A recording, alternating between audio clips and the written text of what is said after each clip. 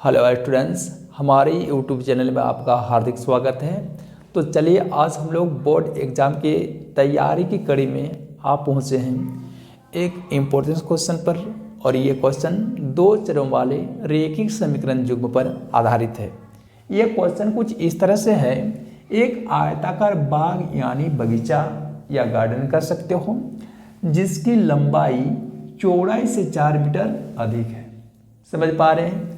एक आयताकार बगीचा आप समझ सकते हो, यह समझने के लिए एक ड्राइंग बना सकते हो। तो एक आयताकार बगीचा है, तो इस बगीचा की जो लंबाई है, लंबाई का जो मान है या जो लेंथ है वो चौड़ाई से 4 मीटर अधिक है।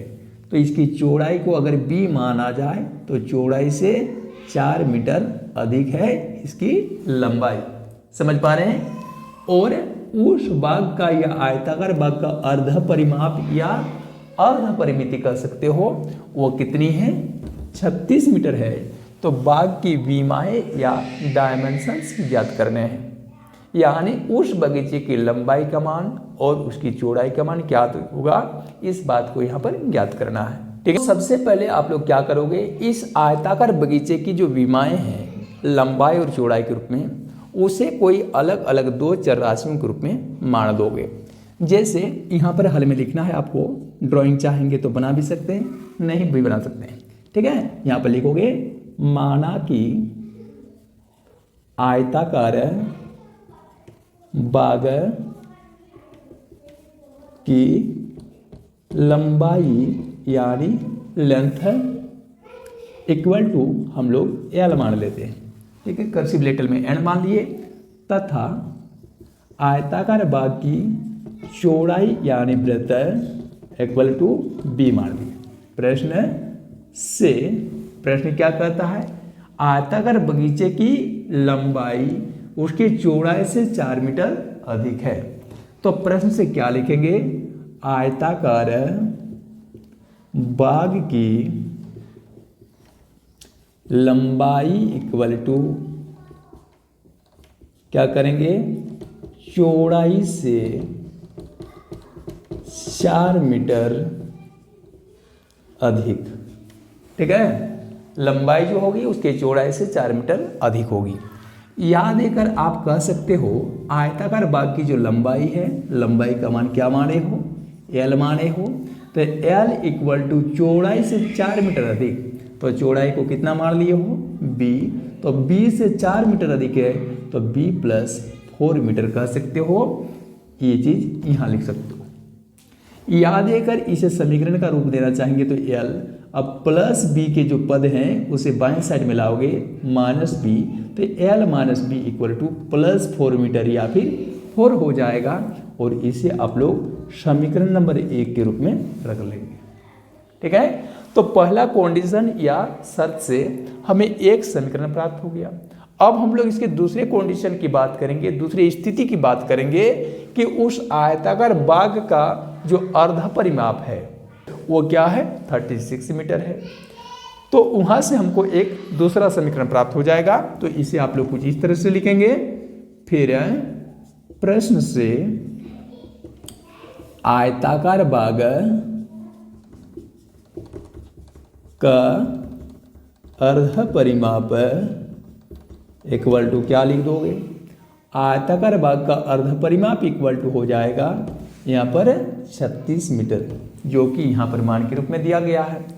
फिर हम लोग जानते हैं कि आयताकार बाग का जो परिमाप होता है वो होता है 2 इंटू लंबाई प्लस चौड़ाई।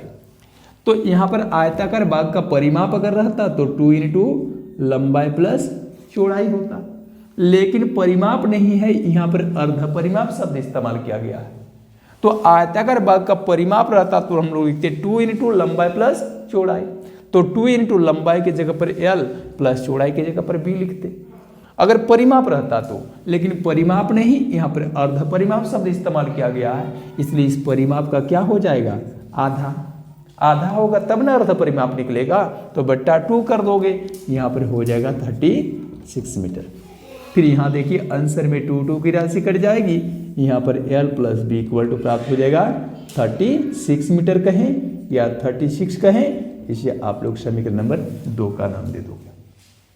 अब समीकरण 1 और समीकरण नंबर 2 ये दोनों को ध्यान से देखें तो ये दोनों ही समीकरण दो चर वाले रेखिक समीकरण युग्म के रूप में नजर आ रहे हैं। तो उस स्थिति में जिस तरीके से हम लोग दो चर वाले रेखिक समीकरण युग्म को हल करते हैं, बिल्कुल उसी में से कोई एक तरीका अपनाते हुए हम लोग एल और बी का मान प्राप्त करेंगे। ठीक है, यहाँ हमें लिखना चाहिए अब समीकरण 1 और 2 से समीकरण नंबर 1 में क्या दिया हुआ है, समीकरण नंबर 1 में है l minus b equal to 4 और समीकरण नंबर 2 में क्या दिया है l plus b equal to 36। ये दोनों ही समीकरणों में देखिए कि इनका जो दूसरा नंबर का पद है वो क्या है, सजातीय पद के रूप में है।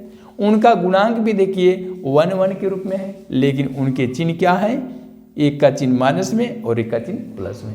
तो ये खुद ब खुद कट रहे हैं, तो इसलिए आपको यहाँ लिखना चाहिए जोड़ने पर। यदि पद अपने आप कटे तो लिखना चाहिए जोड़ने पर, ये दोनों कट जाएंगे।